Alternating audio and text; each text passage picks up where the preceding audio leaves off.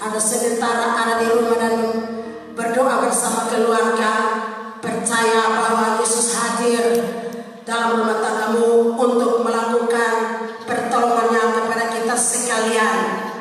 Haleluya. Dalam kematian Yesus banyak hal yang terjadi, banyak mujizat yang terjadi dalam kematian Tuhan Yesus. Kita melihat dalam ayat-ayat ini yang baru saja kita baca ini, dalam ayat yang ke-50 dan 51 52 di sini katakan bahwa Yesus berseru pula dengan suara nyaring lalu menyerahkan nyawanya. Di saat Yesus menyerahkan nyawanya kepada Bapa dan berkata sudah selesai, saudara sekalian, saat itu David baik cuci terbelah bagi dua. Artinya ada mujizat terjadi dalam kematian di saat dia menyerahkan diri kepada Bapaknya. Saat itu banyak terjadi mujizat. Mujizat itu Tuhan yang bisa melakukannya melalui kematian Tuhan Yesus. Saya percaya melalui pengorbanan Yesus di kayu salib, saya dan saudara mau ditebus dari hukum maut kepada hidup yang kekal, dari hukum dosa kepada hidup yang kekal. Dia yang tidak berdosa menyerahkan dirinya untuk menebus kita yang berdosa ini, sehingga dari pengorbanannya Yesus kita diselamatkan di mana kita berada. Oleh sebab itu, di saat dia menyerahkan dirinya kepada Bapaknya, semua itu selesai. Sudah genap, sudah selesai. Dia menyelesaikan semua tanggung jawabnya untuk menebus dosa umat manusia dalam pengorbanannya di kayu salib. Oleh sebab itu saudara sekalian, dan dia David baik suci terbelah dua dari atas sampai ke bawah, dan terjadinya gempa bumi dan bukit-bukit batu terbelah. Haleluya. Dalam kematian Yesus kuasanya besar, saudaraku sekalian, sehingga ada David baik suci terbelah. Kalau berbicara tentang baik suci adalah hati kita, pribadi kita. Lewat kematian Yesus, mari membuka pintu hatimu sehingga Roh Kristus ada padamu dan membangkitkan semangat doa dalam pribadi kita di mana kita berada, membangkitkan iman kita yang tidur, membangkitkan semangat kita yang tidur, sehingga kita bisa hubungan kita dengan Tuhan itu semakin intim, semakin erat. Walaupun kita berdoa sendiri di rumah tangga masing-masing, percaya bahwa Tuhan sanggup melakukan segala perkara yang tidak mungkin bagi manusia, bagi Allah tidak ada perkara yang mustahil. Oleh sebab itu, saudaraku sekalian, di ayat ini menyatakan bahwa dalam kematian Yesus saat dia menyerahkan dirinya, saat dia berseru dan menyerahkan dirinya kepada Bapaknya, di situ terjadi mujizat itu. David baik suci terbelah dua dari atas sampai ke bawah, dan terjadinya gempa bumi. Semua digoncangkan. Kalau gempa bumi semua digoncangkan bumi ini, saudara sekalian. Tapi saya dan saudara memiliki kerajaan yang tidak digoncangkan, karena Yesus menanggung semua penderitaan yang kita alami. Oleh sebab itu saudara sekalian, ada bukit-bukit batu terbelah dan kubur-kubur terbuka, dan banyak orang kudus yang telah meninggal bangkit. Haleluya. Ini kejadian-kejadian pada saat Yesus menyerahkan diri dalam kematiannya. Haleluya. Oleh sebab itu, mari kita serahkan diri kita kepada Tuhan Yesus yang adalah kota benteng, tempat perlindungan dan kekuatan, yang menyerahkan dirinya kepada kayu dan menyerahkan dirinya menebus kita dari hidup maut kepada hidup yang kekal.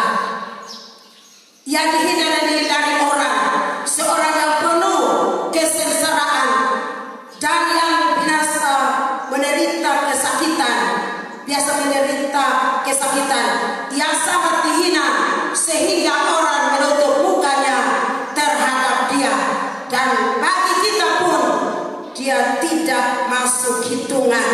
Bagi kita yang ada di hadirat Tuhan tidak masuk hitungan, tapi dia rela mengorbankan dirinya untuk menebus pribadi saya dan saudara.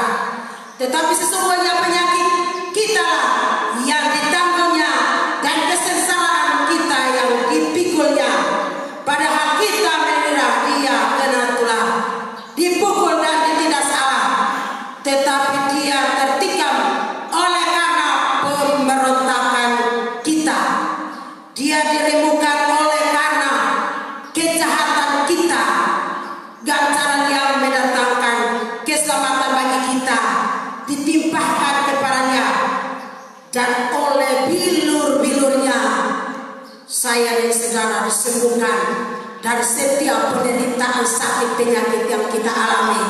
Tidak usah kita takut tentang virus corona yang sementara melanda dunia ini. Tuhan mengizinkan sesuatu terjadi, ada maksud Tuhan supaya umat manusia yang ada di bumi ini sadar dan menyerahkan diri kepada Tuhan, tekun dan berdoa. Apakah dia menderita dan menanggung penderitaan kita dan kita mau enak-enak saja, atau kita mengambil bagian dalam penderitaan Tuhan Yesus? Oleh sebab dia sudah menanggung semua penderitaan kita dan katakan sudah selesai. Mari kita mengucap syukur kepada Tuhan dengan iman kita, berkata bahwa hai maut, di manakah kemenanganmu? Haleluya. Imanmu harus berdiri teguh dalam melakukan firman Tuhan, karena hanya firman Tuhan itulah yang akan menolong kita. Hanya firman Tuhan yang dapat memberikan kepada kita kekuatan. Renungkanlah Taurat Tuhan siang dan malam. Perhatikan dan lakukan apa yang Tuhan perintahkan itu kepada kita untuk kita lakukan, sehingga kita betul-betul berhasil kemana kita pergi dan di mana kita berada. Lewat pengorbanan Yesus, tapi baik suci terbelah bagi dua. Banyak mujizat yang terjadi dalam pengorbanan Yesus, dalam kematian Yesus. Oleh sebab itu mari kita berserah diri kepada Tuhan, biarkan karakter Yesus yang ada pada diri kita. Banyak kali kita berkata bahwa kita sudah dikuduskan, tapi hanya kata saja yang dikuduskan. Hati kita dan karakter kita tidak seperti yang kita ucapkan. Tapi saudaraku sekalian, kita akan dimurnikan, diuji dan dibersihkan dari semua, sehingga di dalam kita menghadapi akhir zaman yang penuh dengan sukar sulit ini, saudaraku sekalian, orang jahat yang buat jahat dia akan tahu buat jahat, tapi orang benar dia akan terus berbuat benar. Apakah saya dan saudara mau berbuat baik, berbuat kebenaran, supaya perbuatan kita menyertai kita,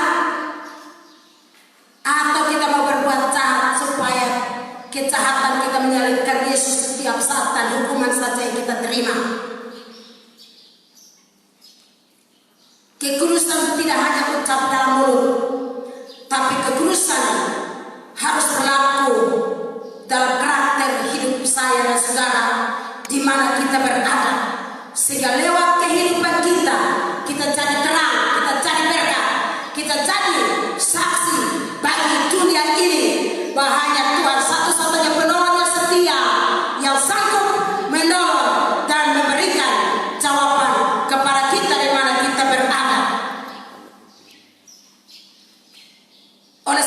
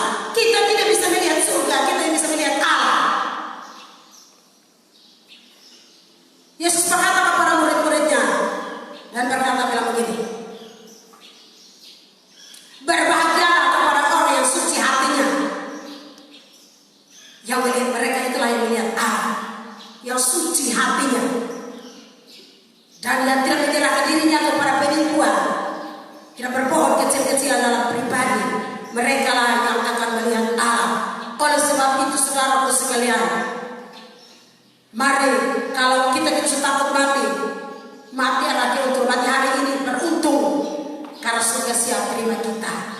Tapi kalau kita masih hidup seperti ini, kalau Tuhan masih berikan kesempatan seperti ini, mari kita bekerja untuk, kalau yang belum bertobat sungguh-sungguh berusaha hasilkan buah-buah pertobatan dalam pribadi kita, hidup dalam kekudusan, dalam kebenaran, sehingga kita cari berkat, cari kesaksian hidup bagi kemuliaan nama Tuhan. Hasilkan buah-buah Roh Kudus, sukacita damai sejahtera selalu ada pada dirimu, seperti yang ada tertulis dalam Paulus katakan kepada jemaat yang ada di Efesus pasal yang kelima ayat yang ke-22 dan 23. Kalau tanpa buah Roh Kudus dalam pribadi kita tidak bisa merasakan apa-apa dalam pribadi kita.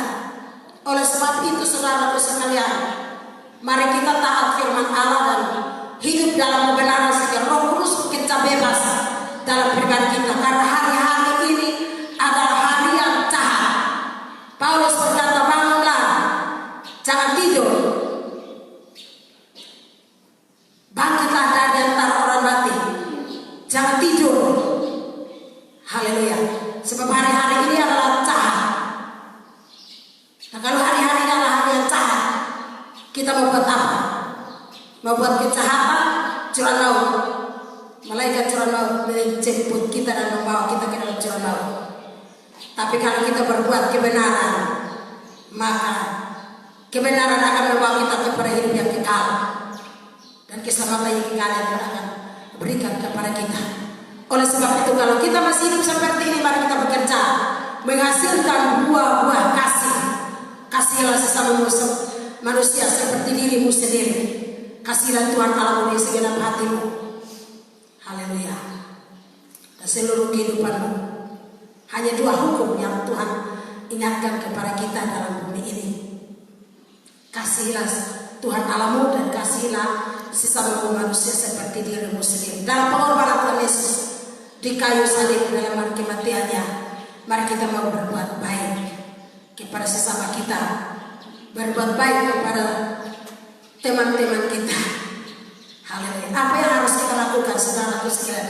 Mari kita saling mendoakan, saling menguatkan satu sama yang lain, sehingga kasih Allah telah tercurah dalam kehidupan kita di mana kita berada, karena kita ada karena kasih Tuhan. Dalam pengorbanannya Yesus di kayu salib, yang mengorbankan dirinya untuk tebus kita dan membawa kita kepada kehidupan yang kekal. Pagi hari ini saudaraku sekalian, kita akan masuk dalam perjamuan kudus untuk memperingati kematian Yesus di kayu salib. Dalam pengorbanannya, renungkan pengorbanannya di kayu salib saat engkau menerima tubuh dan darah Kristus. Renungkan kasih Allah dalam hidupmu. Jangan kita hanya anggap biasa-biasa saja bahwa setiap kali kita ada perjamuan. Tapi saudaraku sekalian, Tuhan mengingatkan kepada kita supaya di saat kita menerima tubuh dan darah Kristus, kita merenungkan bagaimana pengorbanannya di kayu salib yang menanggung penderitaan kita dan dia berkata sudah selesai. Sehingga di saat kita menerima tubuh dan darah Kristus, kita menerima sesuatu kebahagiaan dalam pribadi kita. Kita menerima anugerah Tuhan dalam pengorbanannya di kayu salib. Kita menerima kekuatan daripada Tuhan.